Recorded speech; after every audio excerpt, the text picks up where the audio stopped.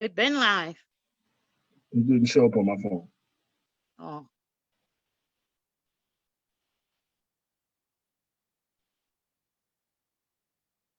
You have to redirect them.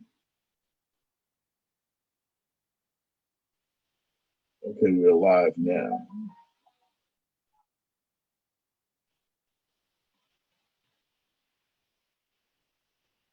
And you're not on camera for some reason. I'm right here. Let's start 1 minute. I'm just sharing it to all the pages. And I'll have Damon with me to do that to see right now.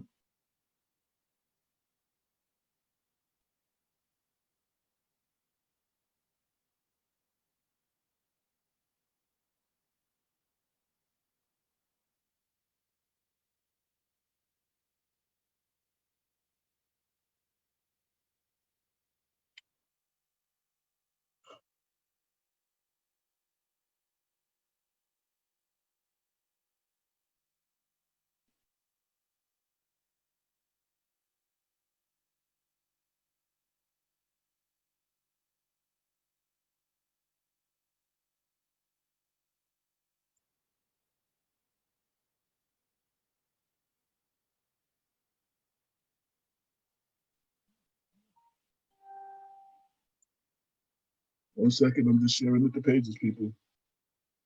Everybody who's tuned in already.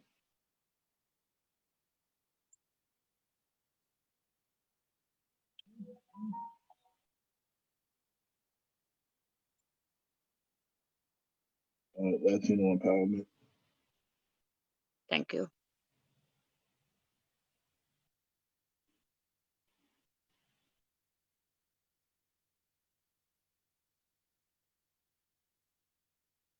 John Rivera, hey AJ, John Rivera, I miss you guys. John Rivera. I was just talking. I was just talking to him. I told him to tune in. Hey, John. Okay, so we're about to get started. A couple of people tuned in already. People will get it. Welcome, welcome, welcome. You are tuned in to another COVID-19 edition of the Black Westchester Presents the People Before Politics radio show. This is episode 273. 273. We have a guest today, African-American woman about to make history after the election. Yes. One of two Black women to be the first to serve on the Yonkers City Court judge, Yonkers Court. Yonkers City Court Judge. Right. Yeah. No, I said to sit on. She would sit on the court. She wouldn't sit on the judge. Oh my God, AJ. I said sit on Yonkers City Court judge. I mean the Yonkers City Court. You can't sit on. You can't sit. Yonkers City Court judge seat. Just said you was gonna add seat after that. I corrected it. Okay, so anyway, we're gonna have her on. She has a story to tell. She had a definite rough journey. She went against the party, still won the primary, and still a challenge to win. Shout out to Pat English. So there's been a lot going on in this last week or so. Unfortunately, we're not going to get a chance to dissect all of it. But shout out to the NBA players, starting with the Milwaukee Bucks, who are 40 minutes away from Kenosha, Wisconsin. And they were willing to put it all on the line and forfeit. They didn't come out at the game the other day. They were going to forfeit. The other team they were playing came out, they were doing the warm-ups. And shout out to them because they would not accept the forfeit. But they also walked off the court. So the game was postponed. And then what happened, the other two games that were going to be played that day, they all postponed their games. And the next day, all the players postponed their games. And this then went to support from the National Baseball League. Baseball teams postponed their games. The National Soccer League postponed their games. A couple of tennis players postponed their matches, refused to play. Like they shut the sports world down. And WNBA, the WNBA, WNBA, NHL, yes, WNBA, NHL did it too. and NHL, yes, and have the fullest. Tasha Diaz said, "Hey fam, TT Okay. Maury, Catherine Hahn is watching. Stephen Hogue, I hope I pronounced your name right, is watching. But the players and specifically to be clear, the young players. When you first get into the NBA, you get that first contract. That first contract's not your big contract. You get that first 3-4 year contract. And all the veteran players, the LeBron James who got endorsements and stuff, they can afford to just sit out for a whole year if they had to. They got endorsements coming in. They might have 10, 20, $30 million in the bank saved. But when you first get, when you first get that money and you're not used to having money, what they do? They buy houses, they buy cars and stuff. They don't really save a lot of money in the beginning. It was those players who couldn't afford not to receive a check. That was the first ones to say, nah, we're not playing. And the NBA letting us put what we want on the back, like Black Lives Matter, or say her name on the back of our jerseys and put Black Lives Matter on the court. You know what I'm saying? That's just not enough anymore. It was like we got to be willing to put something on the line. And, everybody's saying, yo, they got to have a plan or something. They're not politicians. They're athletes. But they still were willing to put it on the line and make the politicians do something. The Milwaukee Bucks came out later that day and had a press conference and demanded justice for Jacob Blake, the black guy who was shot 7 times in the back in Kenosha, Wisconsin. They demanded justice for him, and they demanding legislation be changed to prosecute police crimes. So I want to give them their props. This was all going on night 3. So that was Wednesday, night 3 of the Republican National Convention, and they actually stole Trump's thunder. Like that night would have been like Monday and Tuesday was all about what was said at the convention. It was all about what lies that fact checkers said they told. It was the difference between the Republican convention and the Democratic convention. It was Trump's, big coming out party for a second term. Yeah. And instead of having nonstop talk about that on every network, the NBA players became the story, and they stole half of his media attention. Mm-hmm. And you had to talk about Jacob Blake. They were all the announcers had to talk about it. So we're not going to talk too much more about it. I just want to give all of them their props, willing to put it back on the line. As you know, they went back to playing yesterday. There was 3 games yesterday, and I think there's 3 games today. And all the rest of the games will be as scheduled as they were previously scheduled. What else went on? So we had that go on. We had the RNC go on, and I just want to, say real quick, and I want to bang this home. You have to see how irresponsible the leader of the nation is. Who's supposed to lead us when he will hold a super spreader event on the White House lawn of, depending on who's counting, 1,500 or better people, sitting close together, no mask, no testing done before they got in, unless you were sitting right up close to the president. If you was about everybody near the president got tested. But none of the people got tested. You got pictures of Rudy Giuliani wiping the sweat off his face and then wiping it on his girlfriend's arm. Like he touched her, which is supposed to be like a passionate touch. But my point is, that's the spreading. If he had anything, that's the spreading of germs. You know what I'm saying? Like he's passing it on to her. People are coughing. People are yelling and screaming, which are big things. If you yell and you scream, you push it out further. No mask, no nothing. I think it was irresponsible. I don't wish anyone harm, but I would not be surprised if we find out that some or many of those people end up with COVID, because one or two people or many people there were positive and had not been tested. So, and the last thing I want to talk about real quick too. The 17-year-old white boy who was able to come into Kenosha, Wisconsin, walk around with a AR-15 strapped to his chest. I know you'll all see the pictures, the videos, and everything. Shoot 2-3 people, kill 2 people, and shoot another person. Then walk up to the police, facing the police, walking in the police direction as they're coming up. People are yelling, yo, that dude just killed people. Yo, that's the killer right there. That's the dude right there. And the police just drive by this dude. Also, that city had a curfew. He's a minor. Curfew means everybody off the streets. They didn't even try to get him off of that. They just let him walk the streets with this AR-15, let him go, let him drive back to Illinois where they picked him up.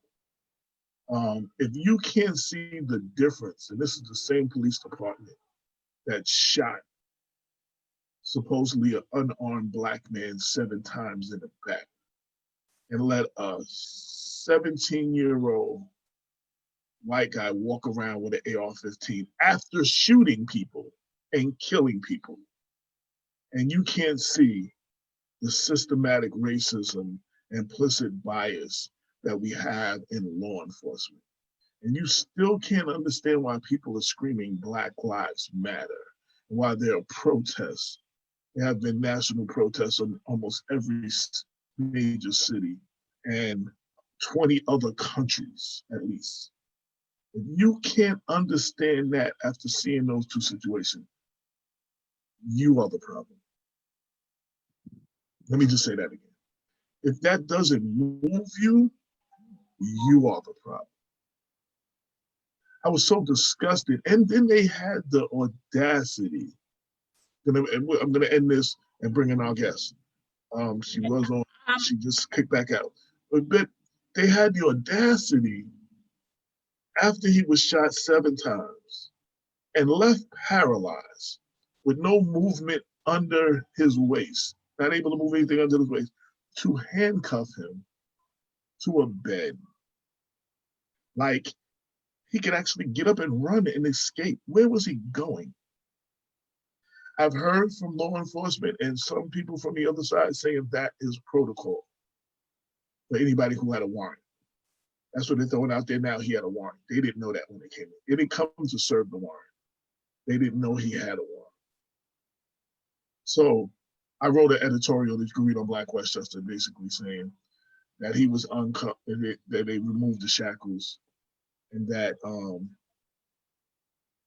they removed the shackles, and his warrant was vacated. But why the hell was he shot and shackled in the first place? And I'll let you read that on your own. I do not know why it won't say, it won't let, okay, she's trying to end this coming now. So, real quick, before we get my guests, did you want to add anything to what happened this week? Do you want to add anything? Yeah, I got something to say. Before we get to the guests, because we'll have plenty of time to talk after her. Hello, we're going to get to you in 1 second. Go ahead, Kat. Go ahead, Lorraine. I just, they're doing the Black Lives mural today in Getty Square, Yonkers. Yes. A whole block long.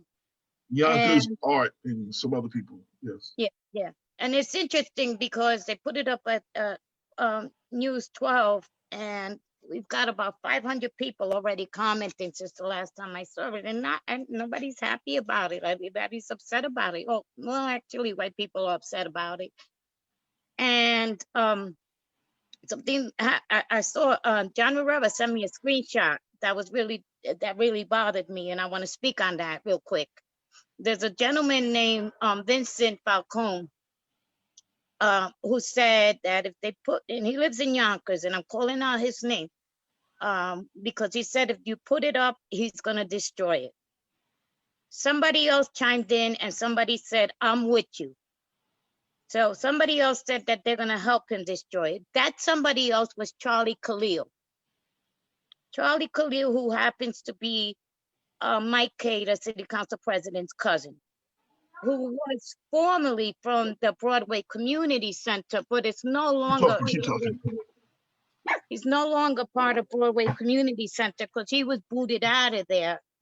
And what bothered me about this is that when Charlie had Broadway Community Center, he had a daycare center. And in that daycare center, the majority of the children that he had in his daycare center were African American children. Okay, so Black Lives Mattered to him when he was getting money from them.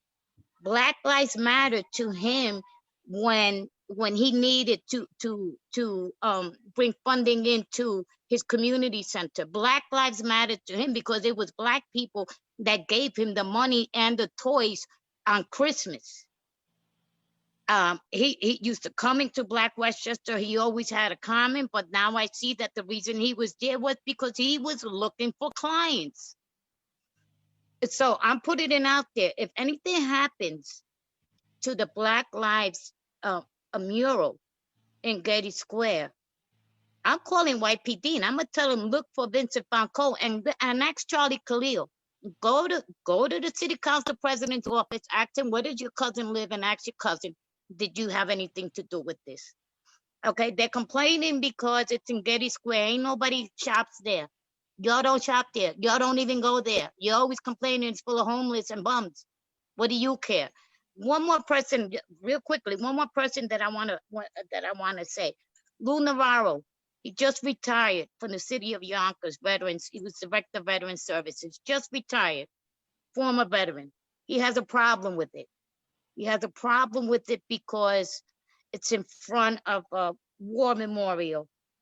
Not just there because it spans the whole block. But two things I want to point out. If he was still working for the city of Yonkers, he wouldn't have said a damn thing because he wouldn't have went against his boss, Mike Spanner, which, by the way, kudos to him for having this, for allowing this to be done because the city didn't pay for it. And he got to remember that veterans went to war to fight so that Black people can be free. That's all I got to say. Now let's bring on Karen.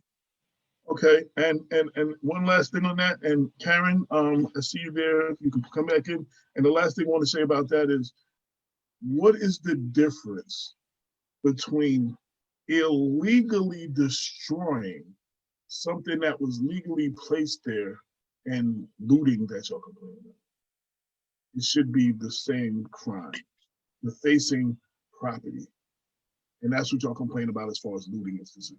Now, with that said, we're gonna get back on a lot of these topics later on, but we have our first guest, our guest for today, Judge Karen Best. How are you doing? Hi, how are you? I'm good. You need to turn up your mic, or you're a little low. Your volume is a little low. You notice I'm on my phone. I couldn't get it on the on my computer. Oh yeah, I saw you come in and go out and come in and go out a few times. Yeah. Yeah, so I don't know if you got to put the phone closer to you, but you're just a little lower than the rest of us. I don't know if you have a volume, but I wanted to, Lorraine wanted to have you on, and I had just read an editorial that ran in the Yonkers Tribune.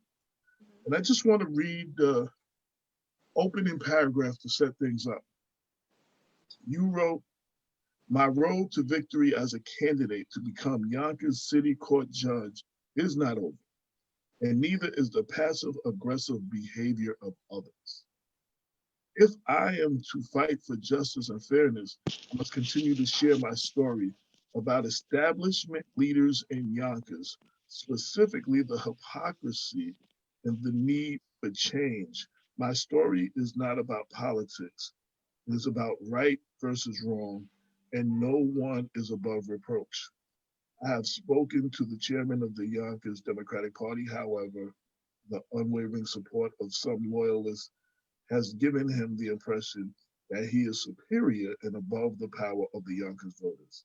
If I must be a gracious winner, he must also be humble enough to accept that I won the Democratic primary.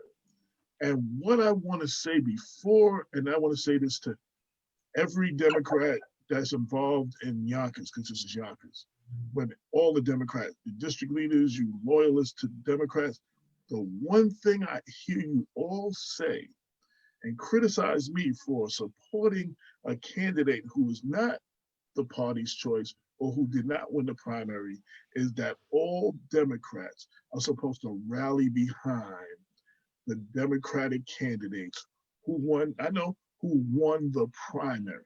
Now, this is what you throw in my face all the time when I talk about candidates who are not one of the Democratic nominees or the person who won the primary. You get mad at other candidates for running against the candidate who won the primary. And if you are not supporting this young lady here, you are all hypocrites. This is AJ Woodson from Black Westchester, and I want to be clear. I am saying any Democrat who's supposed to be a loyal Democrat in Yonkers who is not supporting a Democratic primary winner, you are all hypocrites, and I don't want to hear anything from you on any other election if you come at me about supporting other people and writing about other people who did not win the primary. And I just want to be clear on that. But go ahead, I want you to. But that goes, wait, that also goes for Andrea Still Cousins, Shelley Meyer, Gary Pretlow, and Christopher Johnson, and every elected official that represents the city of Yonkers as well. Let's make that clear. Let's not just go. Yes. No. I'm talking about all. They support. They're supposed to be running with her. Right. That's all I'm saying.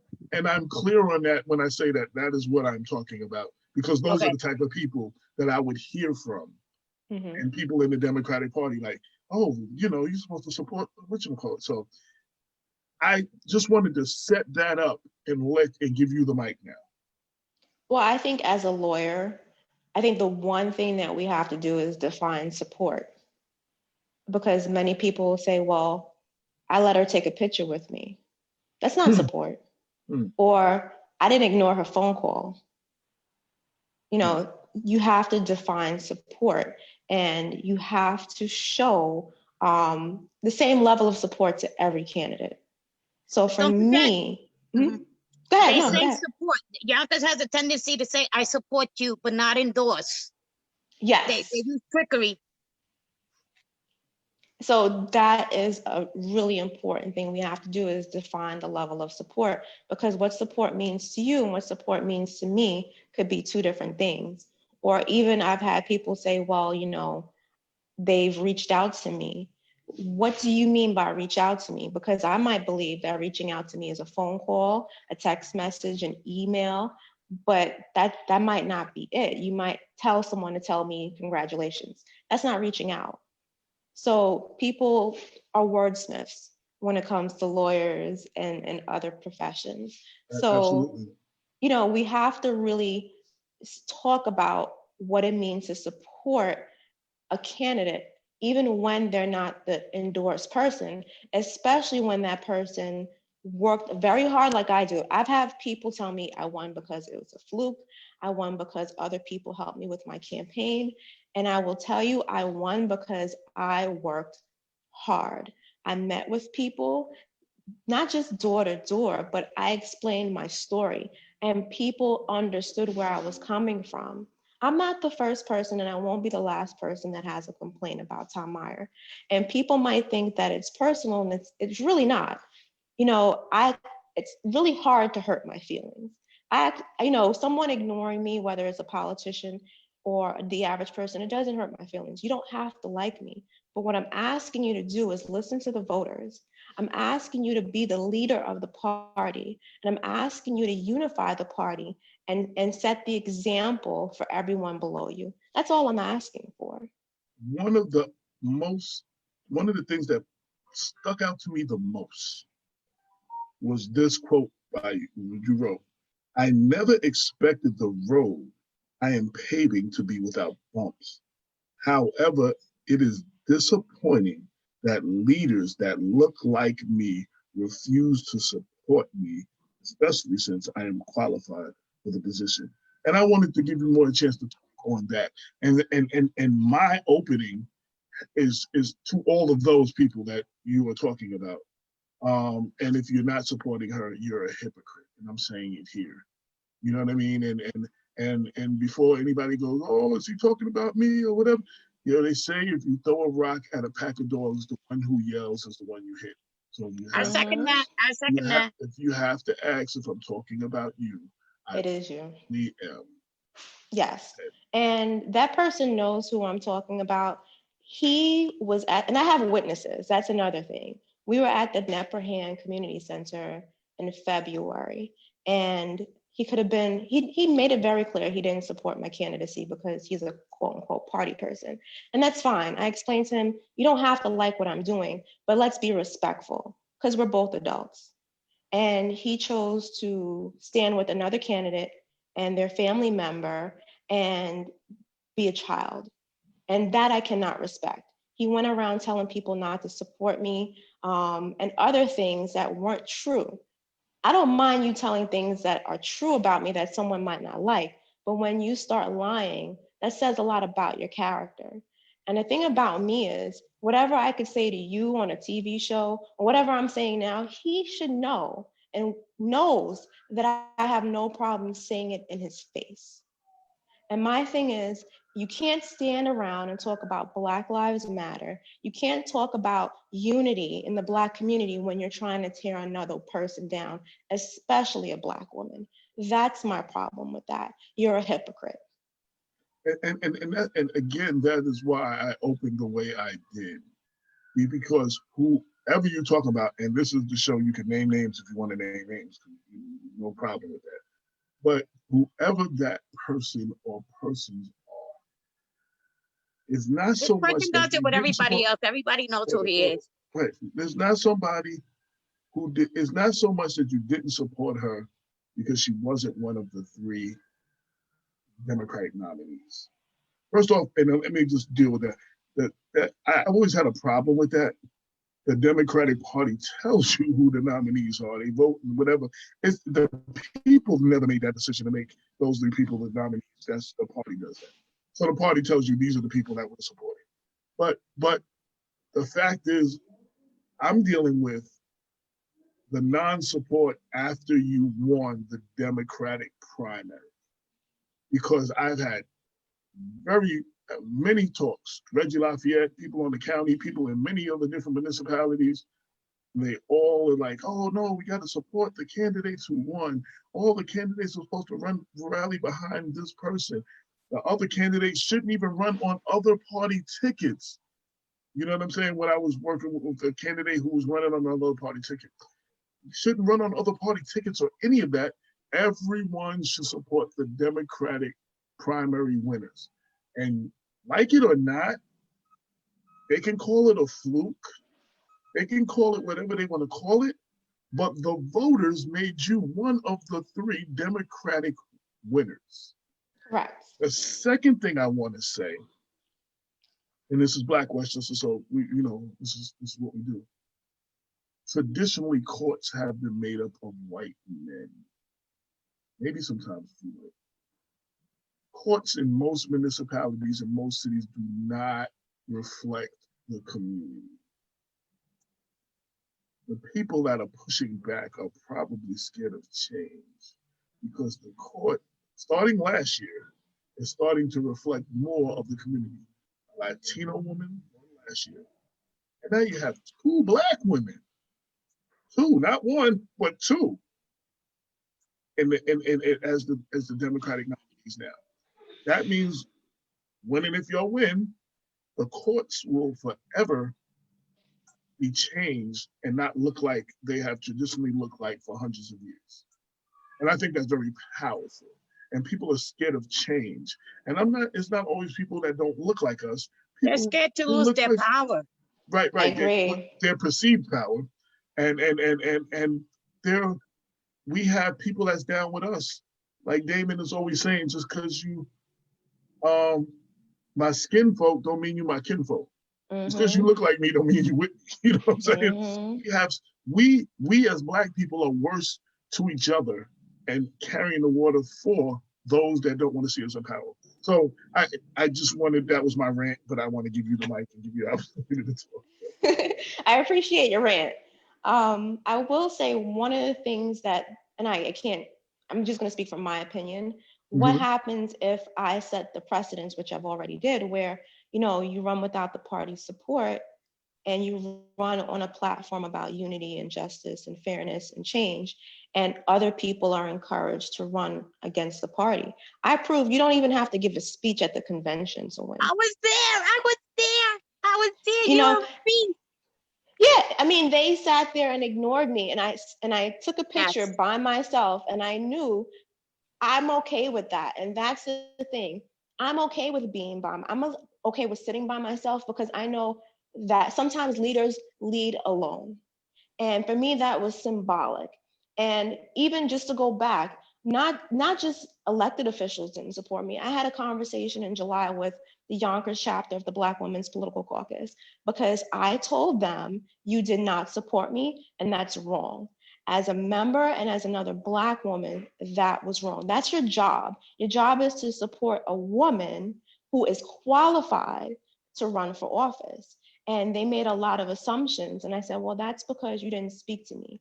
And when someone joins your group, it's your job as leadership to embrace them and help them towards whatever goal they're getting towards. I shouldn't have to look for you. So And to me, you are a member. yes. How long have you been a member? I became a member last year. I can't, probably the end of last year. Okay. Around What about now? Are they supporting you now? we had a meeting, and they said they would support me. They were supposed to have a joint fundraiser. And I told them, you know, I will accept your support if I see some level of change, because I don't want someone else coming behind me and they are treated the same way that I was, because someone definitely was treated the way I was treated before me. It has to stop. You know, I understand the women in the Black Women's Political Caucus are district leaders, but you wear two hats. And when you come into the caucus, I feel as though you take off the district leader hat. And even if that person who's running isn't an endorsed candidate, you still figure out a way to help them, to mentor them, to support them, because that's why they're part of the group. So I explained to them that I will continue to be a member as long as the behavior changes. There's some structure to the chapter, and there's some improvement. And one of the important things that you just said, Black Westchester has been saying on a national, on a local, and on a county level, we're starting to see more people, the incumbent, the endorsed candidate, run against the party. In Mount Vernon, we had Richie Thomas ran against the party. Andre Wallace ran against the party as a city councilman. And then we see, again, being hypocritical, all those that say you're supposed to get behind the Democratic candidate. We saw Black pastors endorsing Astorino against the primary winner, George Latimer. And I've called them out, so there's no need for me to go through. You know who you are. I've called you all out, and I called them out for being hypocrites. So, you know, this is not just a Yonkers thing. This is a Democratic thing. And I don't know about Yonkers, but in Mount Vernon, the Democratic Party lost the last 4 mayor elections. 4. They endorsed Ernie against Clinton, Clinton against Ernie, Ernie against Rich, and Clive Isley against Sean Patterson Howard. If they didn't win the Latimer win, they on the county level, the Democrats lost the last 2, and they pride themselves on being 2 to 3 to 1 over the Republicans, but yet Astorino won 2 elections against 2 Democrats. And You know, if we didn't all rally around Latimer, Astorino would probably have won again. You know what I'm saying? So I'm just saying, like, I know Mount Vernon and on the county level, and I've seen it through several other cities, New Rochelle, Yonkers, candidates who are not the Democratic nominee candidates who are running against the party are Right. starting to win. And that means the people are speaking. And it shows sometimes having the nominee doesn't mean they're not having a nominee and $1 can get you the paper tomorrow. Yes. You know, How much is AJ, Judge Tom Daly was a nominee. He lost vaguely. He lost. I'm sorry, I'm But sorry about that. but Okay, but no, let me finish, please. He's still running in the Republican that's what I was going to say. line, and the party is still supporting him. The party is still supporting him. He's still running. And speaking about the party, I want to bring it back to that real for a minute. Um, Judge Karen Beth, you sent Tommy Meyer, who, by the way, Tommy Meyer, if anybody doesn't know, is the chairman of the Yonkers Democratic Party and also DPW commissioner for the city of Yonkers. On August 12th, you sent him a letter. It was an extension of, you let him know, listen, I did this without you. I can continue to do it without you, but I'm extending an olive branch. Will you work with me? Did you get a response? No, you know what I got? I got a group text message a few days ago asking about doing a mailer for everyone. But it's a group text message. That was the only response I received. And was it disappointing? No, I expected it from him. He hasn't reached out to me in 2 months. But again, you're the leader of a party. You're the leader of a party in a city. You're a leader of a party that's supposed to be for everyone. It's supposed to be inclusive. It's supposed to be for diversity. It's supposed to be for, helping people who are generally marginalized. Why are you going to ignore someone who, is a part of that party? And I know I'm not the only one. I'm not saying this because I'm black or because I'm a woman. It's my understanding he's generally not a nice person, but you still should be professional. That's all I'm asking for, is to be professional. Listen to the voters. And I mean, want to say, also it's his ego. Also, it's his ego. They make backdoor deals. They said who the candidates are. The people, they say you represent the city. The people in the city don't have a choice, because like AJ said, it's like the three guys in the back room, and Right. and they make these deals, and then when someone like you comes along, it's pie in his face, and it's at his ego too. Well, let me say this, because let me explain it to you what they did to me and people close to me. And I still don't have an ego regarding listening to the voters. And I shouldn't even want to reach out to him. I should say, you know what, if he's not reaching out to me, then I won't reach out to him. They tried to have and I'm assuming it's him, it could have been someone from another candidate's party, I don't know, but it wasn't someone from my camp, knocked on the door of an elderly person living in Yonkers and tried to intimidate their home health aide into saying that I committed fraud by signing his name. And I said to someone, it's not just my reputation they were messing with. It's my license to practice law. So that's one issue I had with them. Delpham Huesler was writing incorrect, slanderous things about me, used my cell phone number when I never gave it to him. I don't know who gave it to him. I actually went as far as filing a complaint with the police department. And then I sent a 3-page complaint with 27 pieces of evidence to the DA's office. That's how inappropriate it was. And that's number 2. Number 3, I have someone I care about on the Yonkers Police Department, on the force, and they were messing with that person. They were trying to get that person kicked out of his unit, not once, not twice, but approximately 3 times. And I didn't even share that information. And yet and still, I can be a gracious winner and contact him, but he can't be a gracious loser and pick up the phone. So Sandy Barnaby, she left a couple of comments, but the last one she left, and I was about to ask this question too. She said, DA's office, ?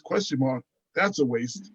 Did you hear anything from the DA's office? That's what I did. You hear that? Yes, they sent me a letter and they told me that I have to file the charges in Yonkers.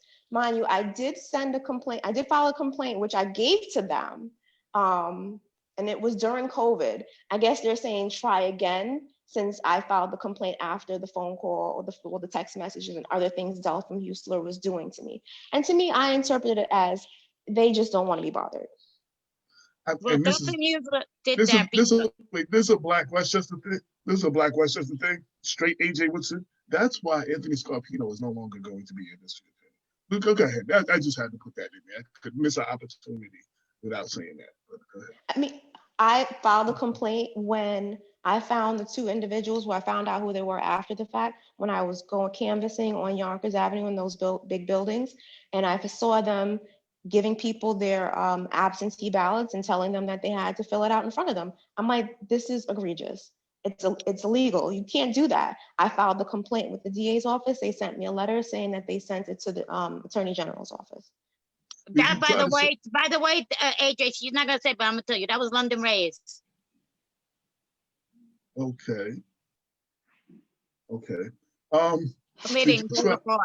Did you try reporting it to the Board of Elections? They wouldn't handle something like that. Okay. Because it's a crime. So everything that I reported, even I reported that to the federal government. I reported it to the Department of Justice. So every time I wrote something that I felt was illegal, I sent it to the appropriate authorities. So I want you to talk more about, you said, you didn't expect this road that you're paving to be without bumps. Mm-hmm. You went against the party. Your whole journey up to now for this office has been met with obstacles and has not been an easy journey. And I want you to speak a little bit about that. I want you to describe some of the things, that you had to get to get here. And you won the Democratic primary. So I just went, despite Yes. a lot of people. And it's so satisfying because once this campaign is over, I know I don't owe any of them, even now, I don't owe any of them anything. I don't have to pay you back for anything because you gave me nothing. And the one thing that they didn't realize is that I am not just educated, but I know how to win and I'm strategic. And I don't play games. And a lot of what happened was games. It was to intimidate me. I don't intimidate easily. And it was rough because I didn't have elected officials endorsing me. I didn't have elected officials throwing me fundraisers. I didn't have elected officials, basically using their celebrity to elevate me. But what I did was I said, we all have judicial ethics rules, so we can't be political. But for me, I looked at it like, this is unfair. The way that I'm being treated is unfair. And if I'm an educated person, I have a JD, if I could be treated this way, then the average person running for any other position has been treated this way and probably didn't know how to counteract their behavior, but I can. And for me, it was important to show people that, especially as a judge, I can't fight injustice inside of the courtroom unless I speak up and fight injustice outside of the courtroom. And that was my goal. And the way that I got to voters, I didn't have tons of signs all over the city. What I did was I went to each and every voter and I explained my story. I shared my story with them and they understood. There's like a secret, and it's not even a secret, it's an open secret around here that there's things that are going on that people don't like and they want change. And that's what I spoke to. My message spoke to what people knew Yonkers needed, and that's what got me the Democratic nomination. It wasn't someone, making backdoor deals. It wasn't handshakes or anything else because no one wanted to be around me. No one wanted to acknowledge my existence because they didn't want to be associated with me and be kicked out of the cool club. But for me, the cool club, go ahead. No, go ahead, finish. The cool club is a minority, and the majority of Yonkers voters are the ones that are going to make the ultimate decision. A listener, Wanda London, said, Karen, You don't have to kiss the rings. I see you and I'm proud of you, and you did this by yourself. Also, before, when I was sending out posting all over Facebook that you were going to be here, half an hour before the show started, Tri-State Jericho told me to tell you that, said, let her know. I said, that's my girl, and I spoke highly of her, and I'm going to listen to the interview later. And he just wanted to give you a shout out. So Hopefully he's on. I don't know if he's on or he's doing something. I told him, but he's definitely going to get the link afterwards, and he'll definitely watch it if he doesn't. But you know, from someone now, I live in Mount Vernon, so I'm not embedded in the Yonkers political system. Like, you know, I don't have the career in it like Lorraine, and, you know, I'm not a Yonkers resident. So from the outside looking in, this is what I see. So they added a Black woman, Vera Shako, to the ticket, but I really didn't see much party support of her. It was like if they just put her on the ticket because to add some color to the ticket with the two, and no disrespect to any of the judges, because they all advertised and I love it, you know, they all came on the show and everything. But they knew that Karen was coming. They knew that Karen was coming too. Oh no, I sent it to all of them too. What I'm saying is they knew, the party knew Karen was coming to run. Right. So I see that, and she was the number 1 vote getter. Then I see 2 judges, 2 candidates who weren't in the Democratic nominees, beat 2 incumbent white judges. Dan Romero and Romano. Romano and yourself. And to me, that shows me that the people wanted change. Yes. And I'm seeing that not just in Yonkers, I see that in Mount Vernon, I see that in the county, I see that in the state. The 2018 midterm elections was definitely a lot of the established candidates. Klein got out, you know, Biaggi beat Klein, and they all beat, like, you know, they beat all powerhouses. People are speaking up, and people want change, and people are exercising their vote. And bringing it back local here to Yonkers, that's what I saw happen in the Democratic primary. Can I say one thing? Oh, yeah. Okay. No, people like to minimize my win and say, oh, she won because of George Floyd, or she won because of Black Lives Matter. But you know what? People had to know I was Black. And they knew because I got out there and I met them. And I didn't have a billboard. I didn't have a commercial. I didn't have any of those things, but I still came in second.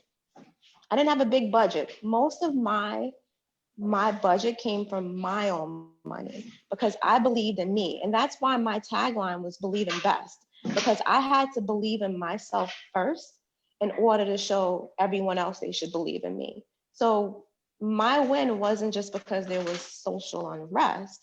My win was because people believed in me.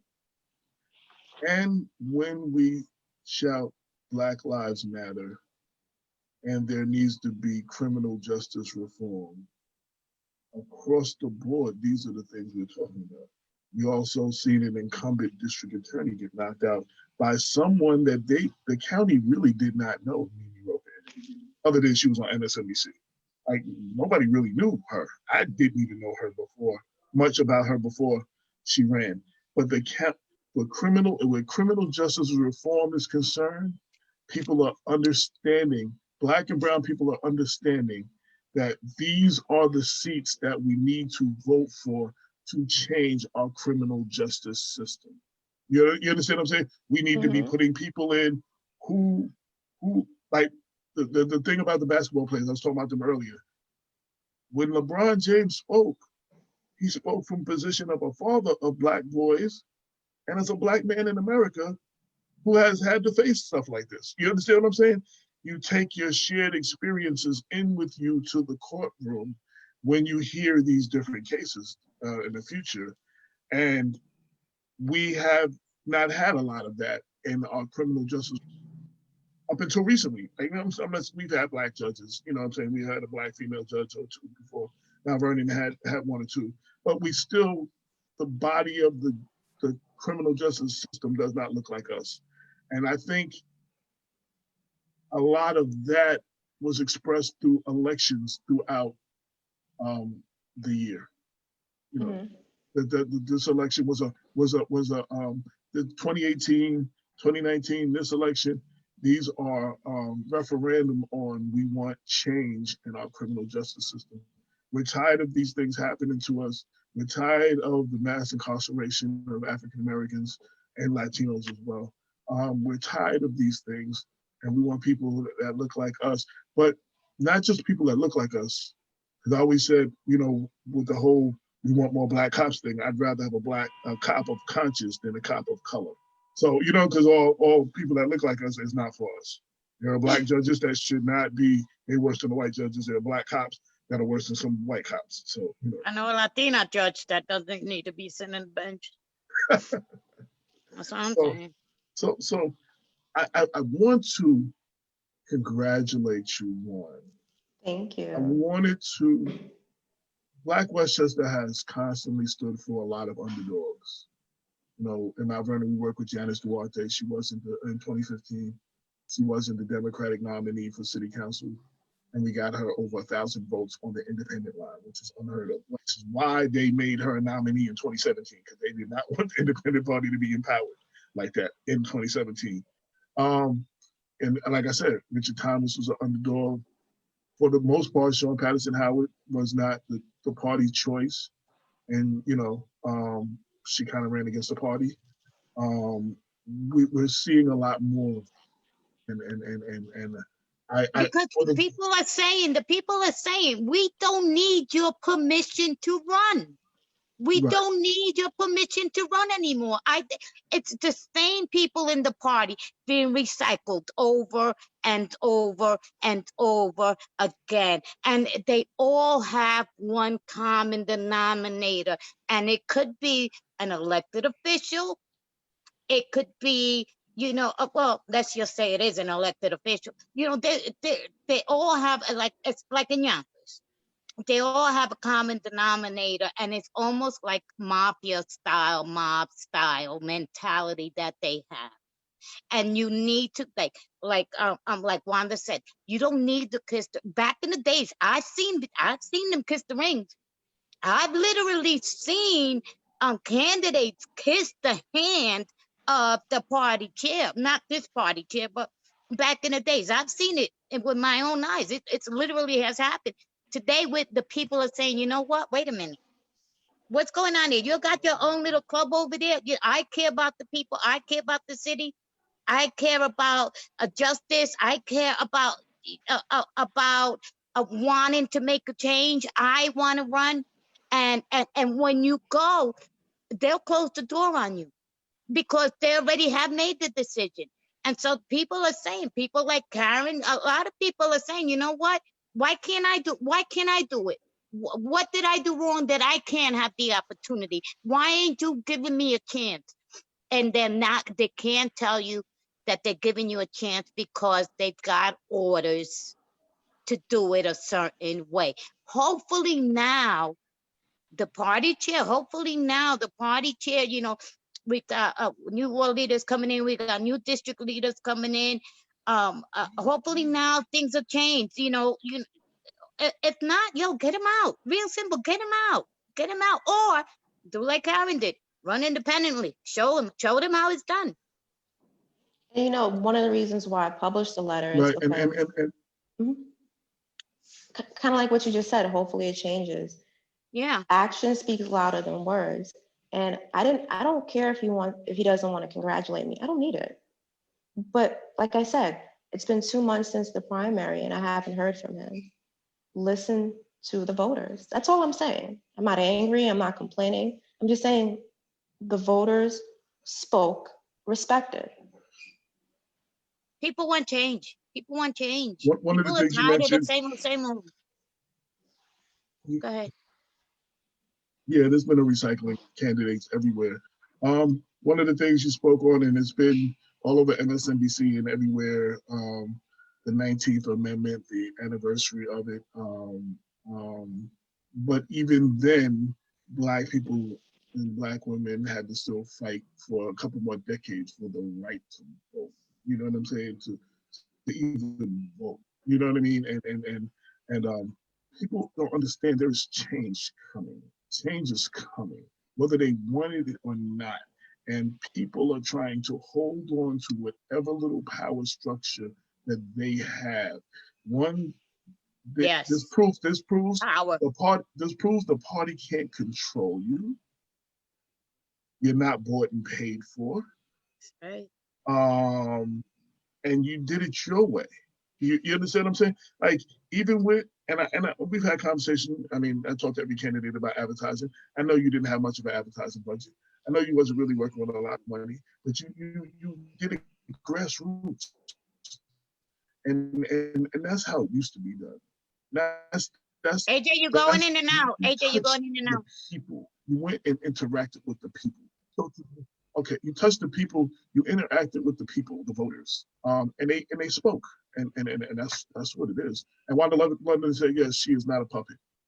And when Lorraine was talking, she said, "Preach, Lorraine." I didn't read it earlier. So Wanda London. I'm gonna So get in a lot of trouble for this. there's a couple other people. Actually, you know what? And shout out to Patricia DeLuca.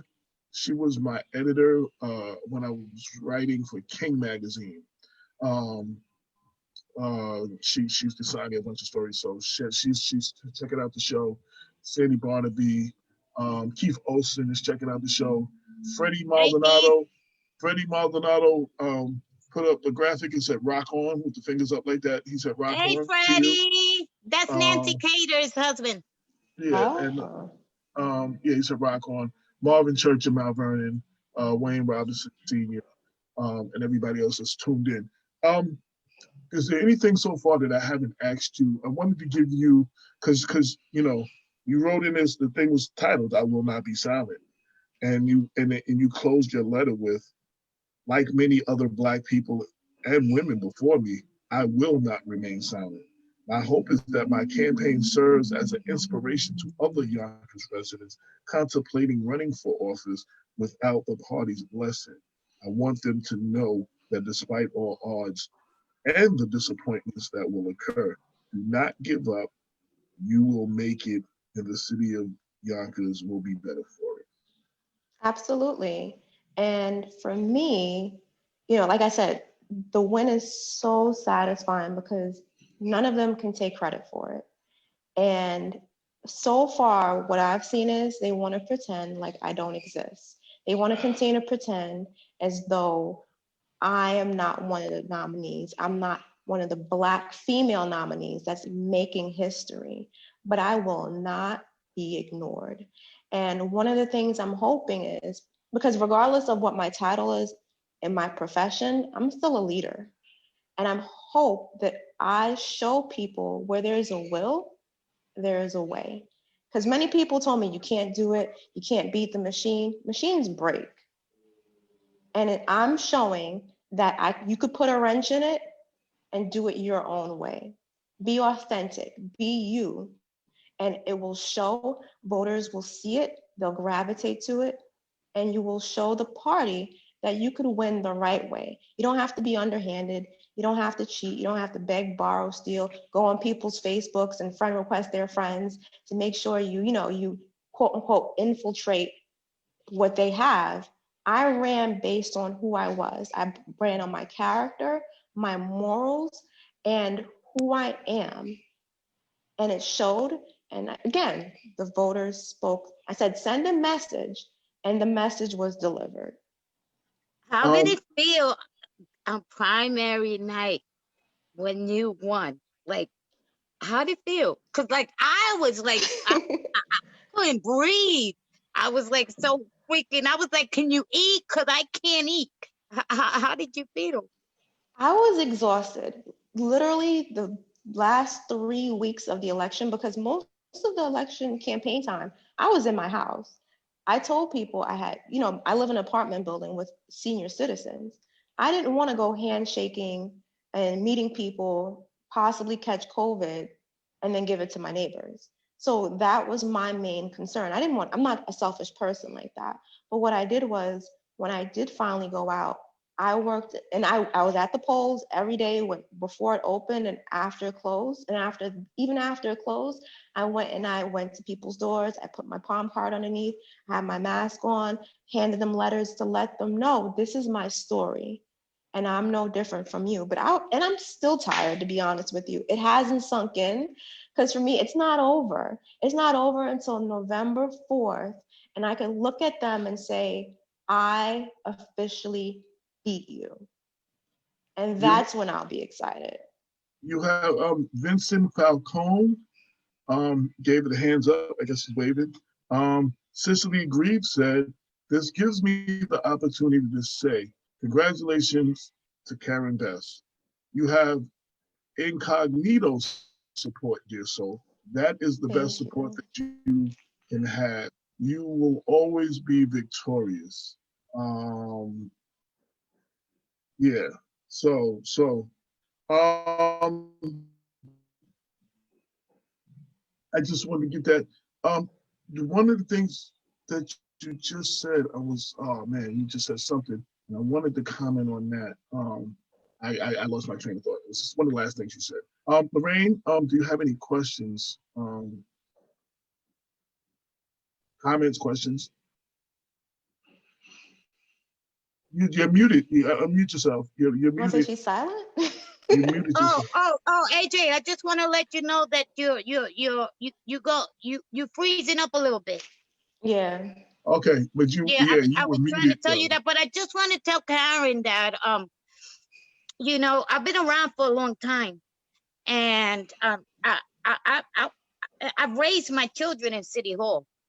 They Mm-hmm. have birthday parties and everything like that, and for like 25 years, I was the only Latina, and after me, I'm not that had a certain amount of power, and it was difficult. It was very, very difficult, especially working for 20 years for a Republican administration. Mm-hmm. I can't even tell you what I went through. It was horrible many times, but there was a lot of joy. I got a lot out of it. I was able to do Mm-hmm. so much.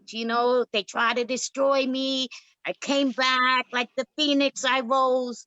And to see what you've done, I don't know if you realize what it means to somebody like me to see you say, you know what? I'm going to do it. I'm going to fight the establishment. Nobody's going to tell me, because I'm worthy of it. And I could, I am worthy of being a judge. And you're somebody that I'm going to talk to my granddaughter about. And I'm going to say, you Oh, know what? I got a story to tell you. And I want you to shoot for greatness like you did. And I want you're to gonna make thank me you. cry. No, I want to thank you because it means more than just you winning. It's everything. It's everything. And I wish you the best. And I'm gonna be out there fighting for you, honey. Thank Wanda, you. And I just, Wanda, go ahead. Wanda London said, I'm gonna cut you, I'm mean to cut you off. Wanda London said Yeah. to Lorraine, you didn't back down. And Sandy Barnaby said, Lorraine, what you are saying is so inspirational and beautiful. And then she put sending love and put hearts. I just want to Love get you, that. ladies. Thank And you. shout to Nancy Cato Maldonado who just tuned in. Go Hi, ahead, Nancy. Karen. No, I was just gonna say thank you to Lorraine and everyone that supported me, whether it was just saying kind words, praying for me, because when I was weak, you gave me strength. You reminded me why I was doing it. You reminded me that this situation, this campaign was so much bigger than me, and that I had to win, not for me, but for everyone else that was Yes. looking, and for Yes. everyone else that want to come behind me. I had to pave the way. And it means so much to me. It's so much more than just becoming a judge. It's about hopefully changing because not just what's in your heart, what's in your mind. You have to believe that you can do something first. You have to believe that you have the ability to just even make the first step. So I couldn't have done it. The only people I owe are the voters. And Yeah. I just couldn't say, I don't even know how to say it, but just thank you. And I don't want- forget to come back out. Don't forget November 4th. Come back Yes. out and vote again. You gotta vote November again, people. 3rd. November November 3rd. 3rd? Okay. Yes. Ooh, November, thank you. November 4th is the day after. So yeah, Sorry. Too late. No, November 3rd. Or yeah. early voting. Early voting. Early October voting. 24th, I'll be at the voting spot. Yeah, Yes. my first. That's what I'm doing. I'm Library. running first day of the early voting. I did that last year. The early voting. Wow. You are inspiration. Thank you. It was Lorraine who championed for you. I'm dealing with the big picture stuff. And you didn't even know. I'm Maybe dealing I with did. I'm dealing with the big picture stuff. You know what I'm saying? I don't know. Lorraine had boots on the ground in Yonkers, and when I had wrote the article about Vereshchagin attempting to make history, Lorraine was like, wait, there's another sister too. Don't forget her. Don't forget her. And she was champion for you. She's like, I want to write something. Like Lorraine was champion for you. And I just want you to know that. Lorraine was. I'm sorry. Yeah. Oh, I know. It's funny because people were, doing the conspiracy theory, like, she's talking to this person and this person's running her campaign. And I'm like, I don't know what you're talking about. I don't know. But yeah, it was just crazy, some of the things that were being spread around in the political circle. And but when Lorraine reached out to me about writing that article, I was so appreciative because not a lot of people did reach out to me and not a lot of people cared to want to write about me because I wasn't the endorsed candidate. So again, thank you, Lorraine. I do really appreciate it. You're welcome. But it's about you. It's about you. Right. And that again, for anybody watching this and who will watch it later. First off, I cannot miss the opportunity to say that everyone needs to go out and vote. Everyone who came out on the primary, your job is not done. We need everyone to come out, whether it's the early voting, whether it's the mail-in ballots, whether it's on November 3rd, that everyone needs to come out and vote. Locally, of course, for all your local offices, and especially all the way up to the top. This is going to be a referendum on change. People want change. Biden, Harris. Yeah, people Very important. people want change. If you like what's been going on in your community, in the country, then you keep people listening. If you want change. And the people have been speaking over the last couple of elections again about wanting change. And they have been voting for change. Even Trump getting in was a vote on the other side for change. You know what I'm saying? Because those are the people, and that group of people felt like they wasn't represented, and he would represent them like nobody else would. But change is what everybody's voting for. But your vote is important. People have died for the right to vote. People, even with the right to vote, then they could run for elections, run for elected office. Like you ran, this is your second time running because you ran before. I had you on the show before this, right? I ran as a write-in. Yeah, you ran it as a write-in last year, but you didn't give up. And I encourage a lot of people because sometimes in other seats, maybe not for judge, but for other seats, city council and stuff, when you run, winning is not just the only thing. Al Sharpton ran for president one year.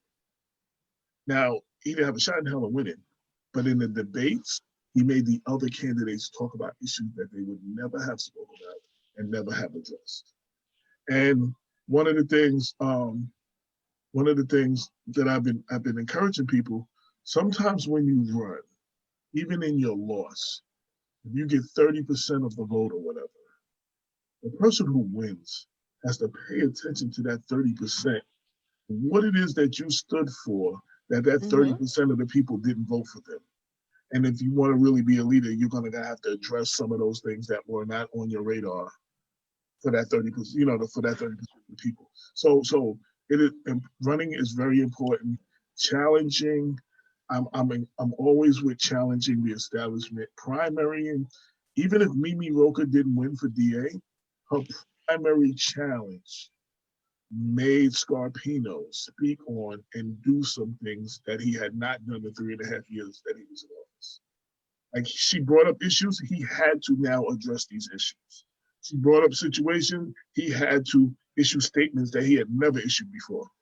He had to start looking into some situations that he had never looked at for. So challenging, I know the party is against us, but challenging candidates, at the very least, even if they win, makes them more likely to make them do their job. You know what I'm saying? So I just want to encourage everybody out there that does want to run. And hopefully, and have an example. Go ahead. No, and I was gonna say, and Tommy Meyer is gonna watch this, and you know what, the people are watching, Tommy. They're watching. And we're gonna spread this everywhere. Do the right thing, bro. Really, do the right thing. Give her a call. Have a cup of coffee. She gonna win anyways, dude. She gonna win. Well, I don't know about the cup of coffee thing, because when we first were supposed to meet last year, I got stood up in front of the diner, so I'm a little gun shy about meeting him. But a phone call, Zoom call. A phone call though, but the Phone other call. thing, yeah. Something, reach out. Just reach out. But also, I want to reiterate this. Tommy, what's his name? Tommy Myers is the chair president. So Tommy Myers. So y'all promote that all the Democrats are supposed to get behind the candidates who won the primary. Y'all promote this. You, Reggie Lafayette, all of y'all all promote this. This is what y'all promote. All good. This is how Reggie and them say. All good Democrats are supposed to stand behind the candidates. So now that she won, regardless of how she got there, regardless of whether you supported her and she beat your endorsed candidates that you wanted to win for re-election, she won. So don't be a hypocrite. This is me talking. This is AJ Woodson. Don't be a hypocrite. Now put your money where your mouth is. Do what you said you tell the people to do. Rally the Democrats around her and the candidates that won. 2 of the candidates beat your opponents, your nominees. They lost.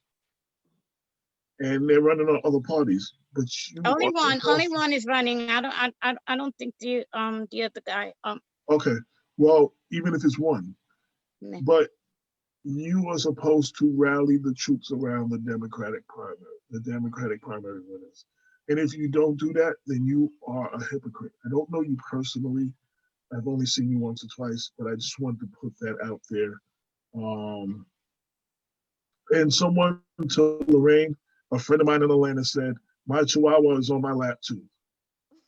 So your dogs. That's Gigi. She always wants attention. I got 3. Shout to Sona Harziz in Atlanta. Paul Anthony Question just joined in. Is there anything I didn't ask you? Anything I didn't ask you want people to know? Anything, words of encouragement? Anything else you want to speak about as far as your battle? Your article was, I will not be silenced. And we wanted to give you this forum for you to put out or get out whatever it is that you need to get out so the people can hear you. Well, I will say I appreciate and thank you for giving me the opportunity to share my story and be an inspiration to your listeners. And I hope I am. Honestly, I've met people from Mount Vernon. They are awesome. People from Yonkers. I just want, and it's not just about borders, whether you're from Mount Vernon, Yonkers, White Plains. Politics are politics. And I'm not even into politics. I'm a judicial candidate. And it's about, for me, like I said in the article, it's about right and wrong. And what's right is to support the person that won the primary. What's right is to support the voters and to show them that you're going to give them what they're asking for. So I'm asking everyone watching, whether you live in Yonkers, I don't care what party you're in, because that doesn't matter in a judicial race. I don't care what party you're in. I don't care what your beliefs are as far as, politics. Send another message, whether it's between October 24th to November 1st, or on the general election day, vote for me. And continue to send a message that change isn't coming, change is here. And if you live in Mount Vernon, if you live somewhere else, if you know someone that live in Yonkers and they're registered to vote, tell them to vote for me, because that's how you can be a part of this history, a part of this change. And also, I don't want to advertise, but this is super important. Go ahead. I'm having a voter registration event September 10th at Okay. Uptown Bar and Grill. Okay. And some people don't know. On South Broadway. Yes, on South Broadway. What's the address? What's We the just address? dropped off papers. Remember we went all the way down South Broadway? That place we dropped the papers? Yeah, we just dropped off the papers today. I'm going to show on Facebook probably today or tomorrow. So it's September 10th from 5 to 7 p.m. And I'm doing a voter registration because, like I said, I'm a leader and I have to, and I'm about the community, and especially being a public defender. My former clients had felonies, and people don't know that now Cuomo has allowed people who have felonies, if you're not on parole, now you can vote. Yeah. And I'm letting people know in the community, and I don't care what you look like, I don't care what your political affiliation is. You can even register as what they call a someone that doesn't have a party. You can register for whatever you want, but if you have a felony, you can now vote. So I want to make it easy for people. Yeah, you just have to you have to register and everything, but you have Yes. But you get your voting rights back. Now I wanted to, because of what you said, I wanted to take this opportunity. So there are people who did not vote for you. Mm-hmm. There are people in Yonkers who still do not know you. Mm-hmm. Who is carrying? Talk about some of your experience and why people should come out and vote for you in November in the general election. Okay. Well, right now I'm an administrative law judge at the Bronx DMV. Last year alone, I presided over 9,000 cases. So I made over 9,000 decisions. I'm qualified. That's within 1 year. Prior to that, I was an 18B attorney, which is an attorney in Yonkers. So when legal aid would conflict out or there was a misdemeanor case, I was assigned a court case as an 18B attorney there. Prior to that, I worked at NYPD in their advocate's office. So I have experience on both sides. And when I got out of law school, I was a public defender at the Legal Aid Society of Westchester County. I did that for 4 years. So I've bumped into my former clients and we say hello, I tell them I'm running and they're excited. And that says a lot about a public defender, because and I say we because in my heart, I'm still a public defender. We get a bad rap. I've had people ask me if I have an education, if I have a law degree, if I have a license, because people don't really look highly on public defenders. So I have experience working in Yonkers. Yonkers was my main court when I worked at Legal Aid. And I always wanted to be in criminal law. I interned at the Queens DA's office in the Homicide Investigations Unit. I interned at the Nassau Legal Aid, and I interned at Queens Legal Aid. So I have a lot of experience in criminal court, where I will be in Yonkers City Court. Also, I cared about my clients and my coworkers so much in Westchester County that I am the vice president of the board of directors for the Legal Aid Society. So I didn't just start volunteering and showing that I cared on my own free time because I'm running. I did it before I started running. I made a commitment before I started running for every community. I don't care whether it's Yonkers, Mount Vernon, New Rochelle, Poughkeepsie. We all have to succeed and we all have to work together in order to uplift each other. And I loved what I did. I could have, and one thing that the party try to, I guess, say about me is that I'm not from here.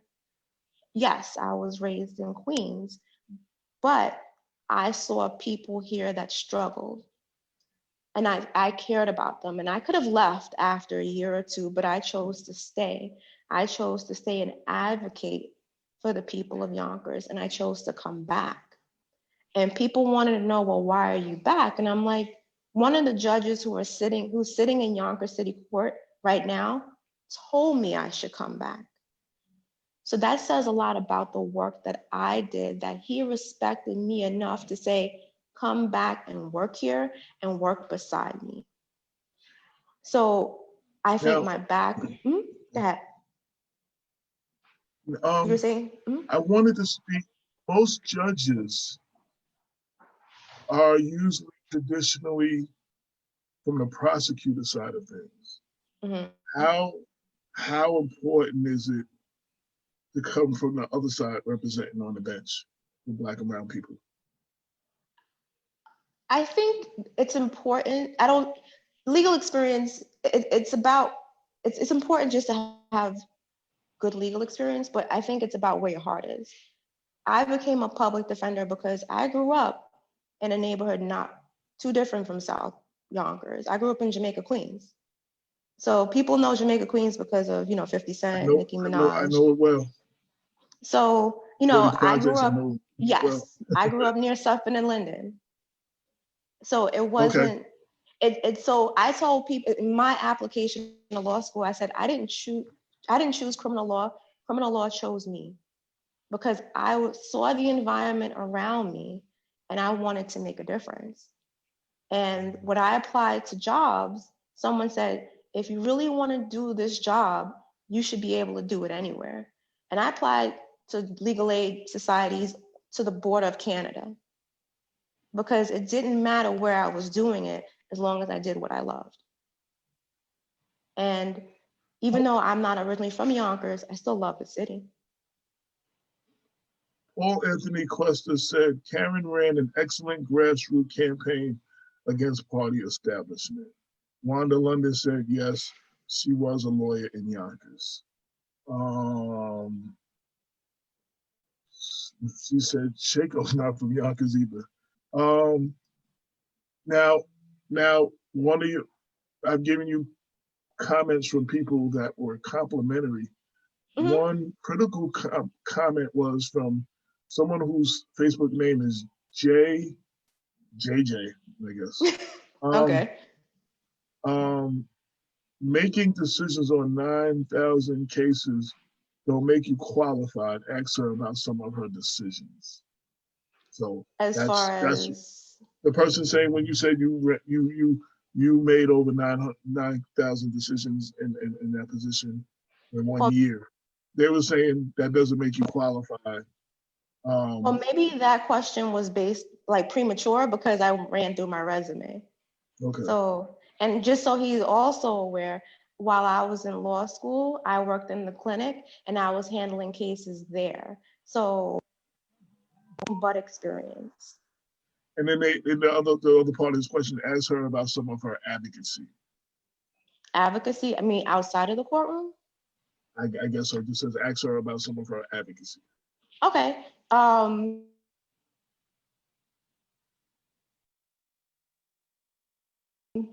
As the vice president of LID, I was with Vanessa Melly, who I love. She was the head of the community relations department, and we were doing Know Your Rights seminars throughout Westchester County. We did one in Yonkers, we did a couple in Mount Vernon, we did one in Greenburgh, White Plains, and we did one in Peekskill. So and again, my career has been built off of advocacy, not just here in Yonkers, but wherever my skills were needed. Another listener said she wants support for the party. What does that look like to her? This is asked 2 minutes ago. Good question. That's a good question. Well, I would say what they traditionally give people. So the one thing as a judicial candidate that you can't ask for money yourself. So generally the party fundraises for you. That's the traditional support. They get behind you and tell people to vote for you, send out mailers. The traditional support they would give any other candidate is what I'm asking for. Okay. And that's all of it. And Jericho's comments, and I just pulled it up. When I told him you were gonna be in the show, he said, "That's my girl. Tell her that you're my guy, and tell her I spoke highly of her." That was his whole comment. Now that I just pulled it back up, so that's all the questions and comments I have from the audience, I believe.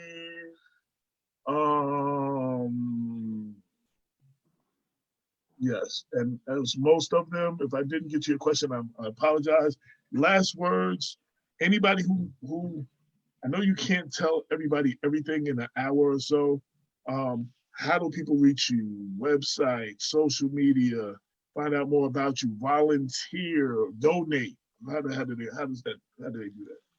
Well, I can't tell people to donate because that would be asking Okay, for money. so Right. if people want to volunteer, know more about you and support you, how would they do that?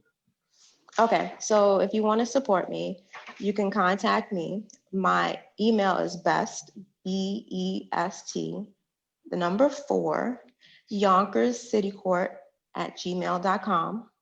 My website is www.best4yonkerscitycourt.com. That's the easiest Number way. 4, FOR. 4, number 4. Okay. And if you are, and I tell people all the time, even when I was running for the primary, if you see me at an event, say hello, walk up to me. I'm extremely approachable. I was just at the Juices for Life event this morning, and I had a great conversation with a couple of young men. So if you see me in person, Saw your feel picture. free. I saw your picture with I a know. superstar. Yes. So that's the way to reach me. I'm on Facebook. You can do the Karen Best campaign, Karen Best for Yonkers City Court. I'm on Instagram. I'm on Twitter. So please reach out to me. Please be respectful. That's all I ask for, is to be respectful. You don't have to agree with me. You don't have to like me. You don't have to want to vote for me. That is fine. But all I do is ask to be respectful. That's it. You know, Go ahead, Marie. you said that you can't take funding. It's got to go through the party. No, so I can't ask personally ask. She can't ask for money as a judicial candidate, but Lorraine Lopez can ask for money for her campaign for her. She can't be the one to ask for it. Can I ask you if, like, for example, I wanted to donate money? Mm-hmm. Where do I go to find out where I donate money to your campaign? You're not asking me, I'm asking you, where do I go? I have a donor box account. So some people, like regular politicians, there's like ActBlue, where it's a website that you can donate to them, but I have a donor box account. I don't really go on it because my treasurer is the one that actually uses it and does everything, because I'm not supposed to know. It's so particular. I'm not even supposed to know who's donating and who's donating what. So that can be found on the website. All right. So then let me ask you a question. Who's your treasurer, and how does the person get in contact with your treasurer? Well, if you want, I could have her send you the link. Okay. And then I'll give it to AJ. Okay. So that information is on your website? No, because I can't even have it on my website, because that would be a way of me asking for money. It's so tricky that. Yeah, but you I gotta will be send careful. you. Yeah, I have. Yeah. But that's why I geared a lot of the questions on the article that you already wrote, because over the last few years, David and I have been, we've been putting a priority on interviewing judicial candidates, district attorney, all of that, because those are some of the most important elections you can vote for as far as criminal justice in your neighborhood. And we've been putting a lot in, and it's been very tricky on what you can ask and what you cannot ask. Yes. So, I wanted to focus a lot on what you had already written and give you an avenue to express that as much as possible. And, that you brought it up, like, I've been told that, I ran a non-traditional judicial campaign, and I do agree. But the part of the judicial rules, if someone attacks me, I can answer back. And I can't be political, but I can talk about issues as far as justice, fairness, and my experience. And that's all I've been talking about, is what I've experienced throughout this campaign, what people have told me, how, people have treated me.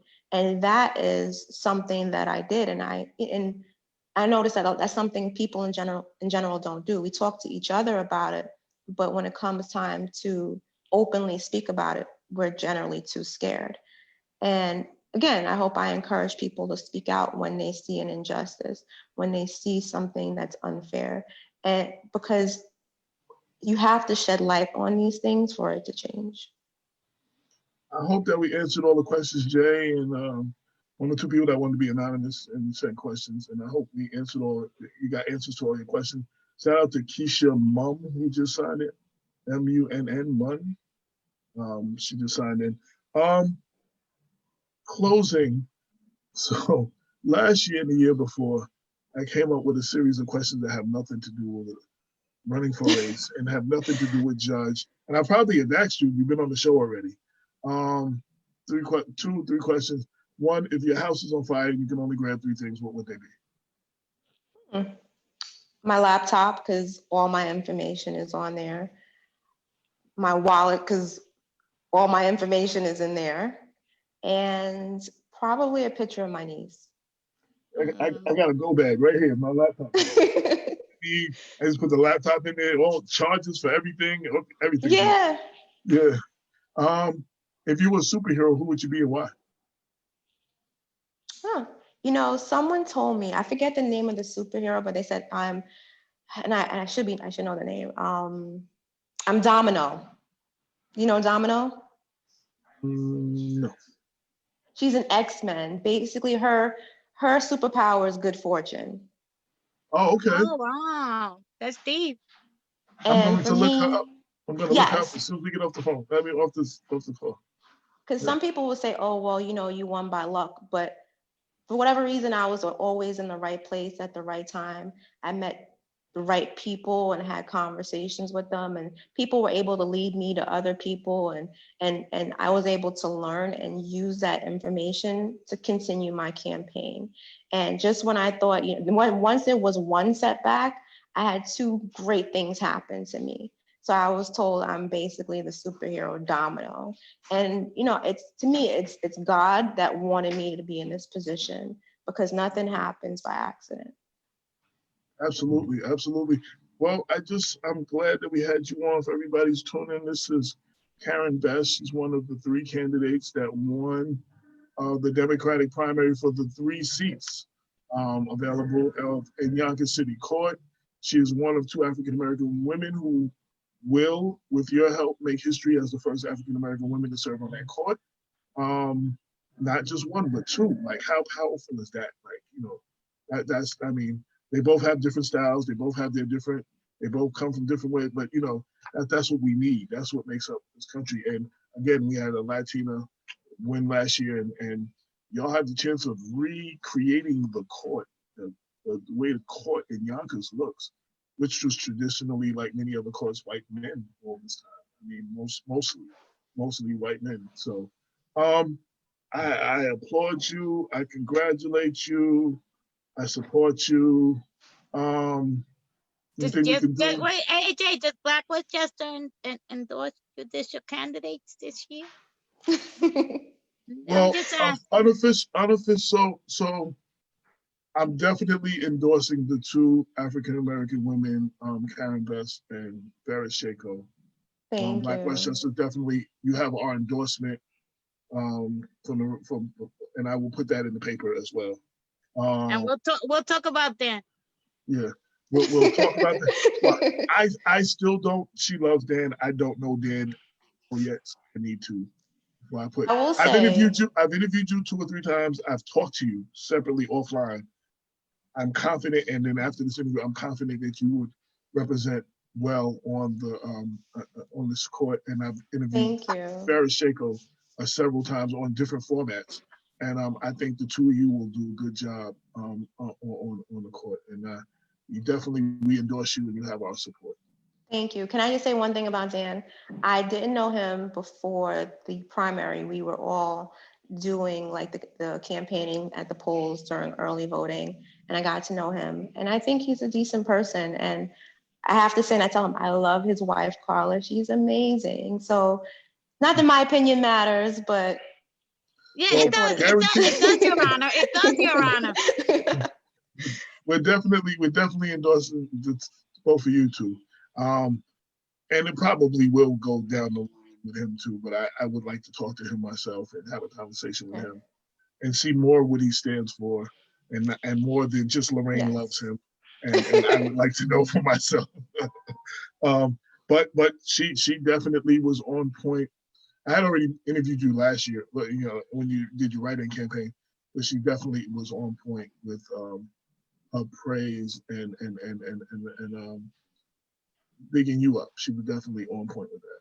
Definitely, I'm so happy. I'm looking forward to see what God is going to do through you two women in the Yonkers City Court, how that affects and how that it changes things. Yonkers, like many other places, there is a lot of systematic racism. There is a good old boys club. Our interests are usually not met and taken into consideration. So hopefully, with Elena last year and YouTube this year, that will be a big change in how criminal justice is done in Yonkers. So, I wish you the best. Thank you. Cicely Graves said, "Indeed, nothing happens by accident. Stay connected and she's telling you stay connected and you will be fine." And shout out to Tammy Cates who is watching. Hi, Tammy. Any last words? Anything I didn't ask you that you want people to know? Anything? Vote. Would you like to speak on? There's a couple of things. I don't know if you can speak on issues that's going on in the news and stuff like that. The census, Census, the fill it out. important for voting, the boycott, the sport boycott of you can't speak on that. Okay, that's why I'm throwing things at you to see what you can talk about, what you can't. But we had the Yonkers and Mount Vernon complete count committee on last week with the census. Any words you want to? Yonkers and Mount Vernon are still under 60%. And you're leaving a lot of money on the table. So, is there anything you want to say about the census or to encourage people that listen to you? I will say that I know one of the women that runs the census, and I want to say Yonkers, because I actually saw her at one of the census events, and she told me it's so important to fill. I filled it out. I made sure I filled it out because it's so important because it really determines where the money is allocated in your city and where you live. And you don't want to be underfunded, especially in this economic climate where, unfortunately, because of COVID, people are being laid off and, there's food insecurity. You want to try to get as much money as possible. Even as an administrative law judge, it's a state agency. They're talking about laying off people in my agency and other agencies. And you want to be able to make sure your city is fully funded. And with funding comes jobs, becomes, less crime, less poverty. Programs and services that we need. Yes. That lead to crime for the lack of having them. Yes. Karen, let me ask you a question. Your Honor, I keep saying. No, Karen, call me Karen. No. Listen, are the city courts open? Yes. Oh, so people have cases you go in now? Yeah, I actually, because I had a day off last week and I still visit, and I went there and they're letting people in, but you have to have a reason to be there. Okay. So you have another comment that just came up on one of our other pages, the People Before Politics page.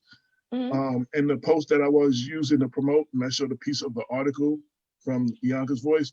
Jeffrey Myers said, Judge Best should not be silenced. She is an accomplished and talented jurist in her own right.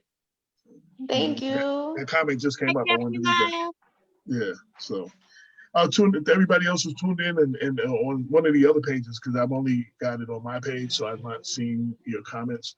But hopefully we answered them. Last words, and then I wish you best. I wish you luck. And then I'm going to go talk about those topics you can't talk about when you sign out. Yes. So just reminding people, early voting October 24th to November 1st. If you don't want to go to the polls, fill out your absentee ballot now and mail it in, so you can get it on time, So because that's important. is the can you request it now? Or is it when is the You can earliest you get it can request? online. Okay. And Okay. that's why I'm telling people, do it early as possible. Don't wait to the last minute. Right. 'Cause Just you so you want know, it. because of the slowing down of the post office and all those other things that you may not be able to talk about, but I will. Yeah. Get that. And AJ, also, if you're one of those people like myself that likes to go and vote, October 24th, it starts in Yonkers. We got two places, two designated Yes. places, the Riverfront Library over here on Wells Indical. Everybody knows what the Riverfront Library is, and also the Britton Iowa Library on Central Avenue. Yes. Cool. Yes, I vote. I'm doing first day early voting too. Yeah. Mount Vernon is usually City Hall unless they change it. I'll put something up on in the paper, giving everybody. I'm getting texts and stuff. Christopher Johnson said you can request your ballot now. Yes, so it's early voting. So shout out to Christopher Johnson. That's it. Unless you have any last words, I'm going to talk about some stuff you can't talk about. I know, but I will listen. Okay. Thank you. Thank you to everyone. Thank you for everyone. Even if you don't like me or you don't support me, at least we can agree to disagree and be respectful about it. Thank you for those that do support me, and just go out and vote. If you know anyone that needs to register to vote, September 10th, 5 to 7 p.m. at Uptown Bar and Grill, 623 South Broadway, Yonkers, New York. I'll be there. Hopefully you'll be there, and we can meet each other. And she's been very nice to y'all and not called out names. But when I find out what Black Democratic leaders are not supporting her after she won the primary, I will call you out. She Let has them not know. called you. Let them She has not called your names, and she's been a class act about it because I gave her the opportunity to put y'all on blast. And she's been a class act about it, and I will compliment her on that. But that doesn't mean that I will not. If you are a Black Democratic leader, elected official, district leader, or whatever in Yonkers, and you are not supporting her, one of the You don't have to Democratic be winners of Black. the You don't primary, have to be Black. but I'm especially, no, Oh, I see what you're saying. I'm specifically speaking to the Black ones. Yeah, I see You know what what I'm you're saying? saying. We always talk about, Yeah. I'm specifically speaking to the Black ones. You know what I'm saying? We always say we need more people of color at the table, in the room where it happens, in the courts. And if you're not supporting her after she won the primary, you are a hypocrite. And I'm going to call you out as a hypocrite. Once And I shame get your on you. once I get your names, and you know that I will get your names. You all know that I will get your names. So I just want to say that. Y'all get the Let's gas see if my face. phone starts ringing. Yes. So yes, I hope so. I she really needs to be. do. I need to hear from her that y'all start calling her. Then I won't call you out. Let me put it that way. That's what I need to hear. As you are giving her your support. And if you don't know what support looks like to her, ask her what support looks like to her, what she considers support. Have that conversation with her. That's it. And once you sign out, we're gonna once you click off, we are going to get into some other things like all that stuff going on around the country. All Thank you. right. I appreciate it. Bye. Good Bye luck. bye. Thank you. Bye. Bye. Bye bye. So that was in Yonkers, 3 seats are available for the Yonkers City Court. The Democratic primary, she was one of the 3 winners. Shako Veras. And Jacob. Another Yeah, African American Veras. woman was the #1 vote getter. Karen came in second. And Yes. then there was Dan Romano, who Yes. also was not the party pick and also was not one of the Democratic nominees going into. Actually, I think that whole thing is backwards. But Dan Marino had a powerhouse running his campaign. Right. But I think that's backwards. You give people your nominees before they vote. Like, these are our nominees. It's not supposed to be your nominees. It's supposed to be the people's nominees. People supposed to nominate. But anyway, I think that whole thing, and I think that's only done in Westchester and a few other places. That's not done in other states and stuff like that. They don't. I tell people about that, they all be like, "What the hell is that?" Like, so, I think that's Hey, Jay, backwards. I gotta tell you something. Okay, I think that's backwards, but she was one of the three. The 3 seats are available. At least one of the people who is a current judge who lost the Democratic primary is running on another ticket, and I don't know if anybody else is running. But I'm I think saying, go out.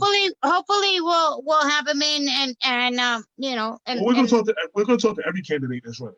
yeah, But- yeah, and we got to make it very clear that anybody that comes in here will be treated the same with respect.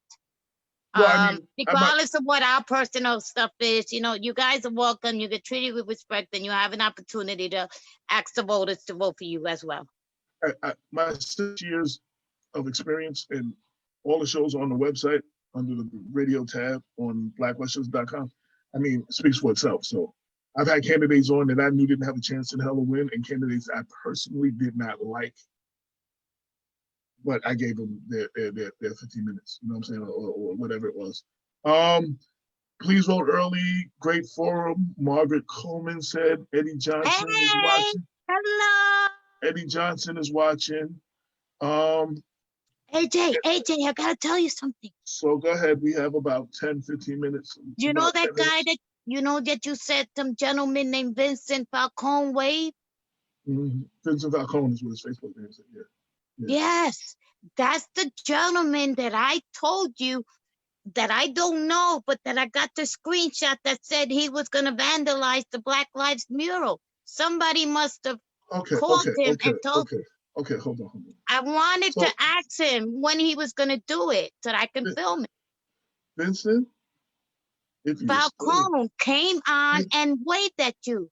Right, Vincent Falcone, if you are still listening, and if you're not, whoever called you to tell you that we were speaking about you to make you listen, needs to go back and tell you. I'm curious and why he's going to do it. For all of you, I would like to hear your reasons for why you would like to destroy something that the city approved of that speaks of equality for Black people. We're not talking about the organization, because all y'all got all kinds of issues with the organization that none of y'all can show me proof of. That's beside the point. We're talking about the movement. The words Black Lives Matter are because of this country showing that it does not matter. In Kenosha, Wisconsin, a Black man was shot 7 times in his back, and a white 17-year-old was allowed to kill 2 people, shoot another person, walk after curfew down the street towards the police with an AR-15 attached to his chest, allowed to go home, and it was apprehended, arrested, and arraigned or whatever. Unarmed Black people are getting murdered.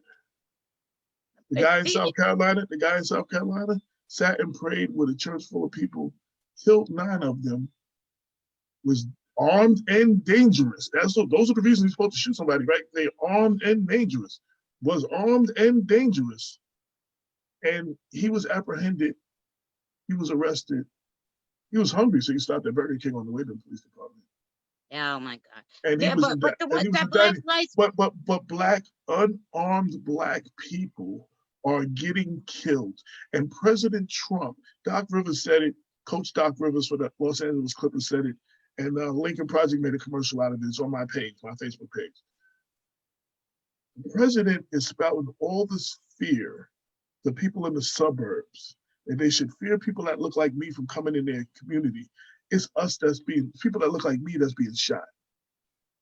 We're the ones that should fear. We're the ones that should be fearing this city, fearing because we're being killed with impunity and no one's going to jail by law enforcement and would-be vigilantes in the case of Trayvon Martin. And I don't know the nationality of the 2 people that were killed in Kenosha, but that was a would-be vigilante as well.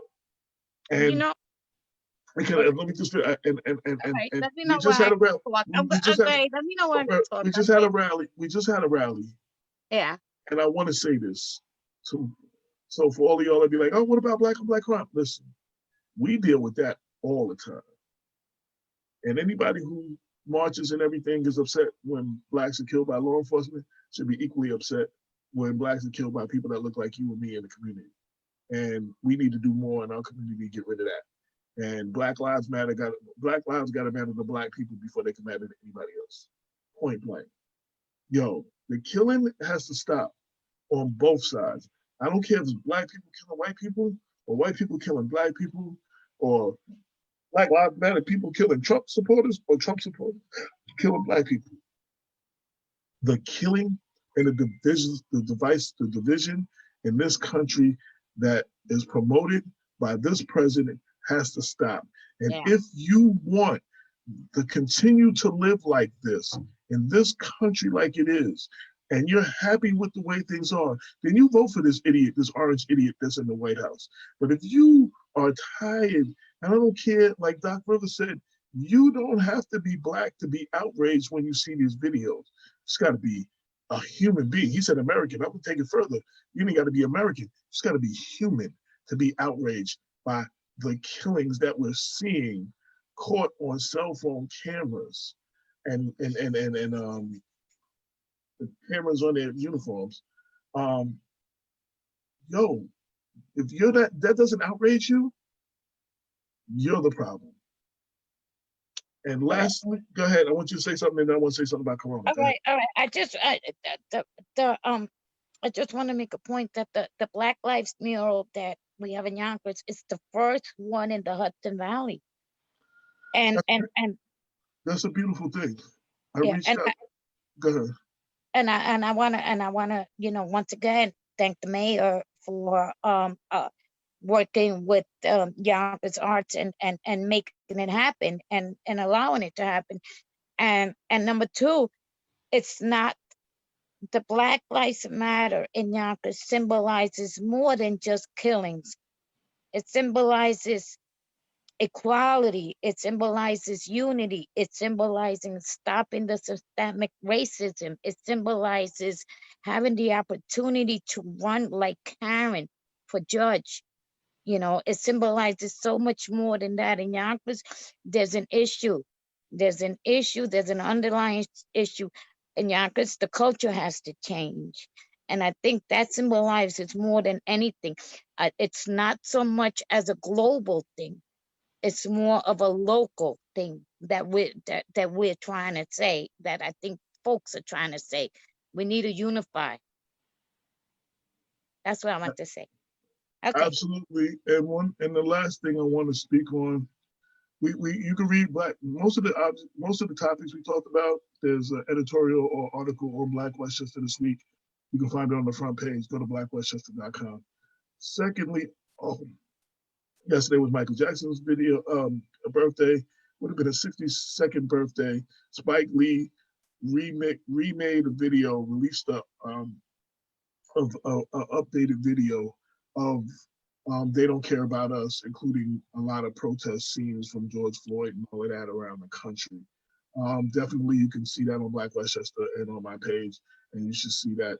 I want to shout out to Chadwick Boseman, the loss. We're dedicating the September 15th cover to him. His loss is a great loss in our community. He will be greatly missed. He put in a great body of work and was very careful about how he portrayed Black people on the screen. He did great roles of living people, of people, real people like James Brown, Thurgood Marshall, and Jackie Robinson. He's been in several other movies, and of course, you all know him from the portrayal of the Black Panther. He will be missed. He died from complications of colon cancer while he was making these movies, and I just seen the most recent one, 21 Bridges. While he was making all these movies, he was having surgeries and chemo and all that in between the movies, but was still pumping out this great quality work. And he understood that his portrayal not every actor or actress understands their portrayal and how that represents Black people globally on the screen. And he was aware of that. He was very careful in the roles that he picked. And he was a hero not because he played a superhero, but he was a real life hero. And I just want to give our condolences as the Black Westchester family, the People Before Politics Radio family, our condolences to his family, friends, and fans. We will greatly miss him. He left us a body of work. And Damon is not here. They're having a family outing right now. But he would also, and he's been writing about, it also goes in the importance of eating our fruits and vegetables and our eating. A lot of the leading causes on top of everything else to colon cancer and some of this stuff is a lot of meat, the eating of the meat and soul food and some of the food we eat, and eating your fruits and your vegetables along with that, eating much more of that. And they're documenting more and more how effective that is to change things that ail you. He had changed his life to a vegan lifestyle, which probably allowed him to prolong his time he had here, and put the great work that he put in. So we're gonna be working on a.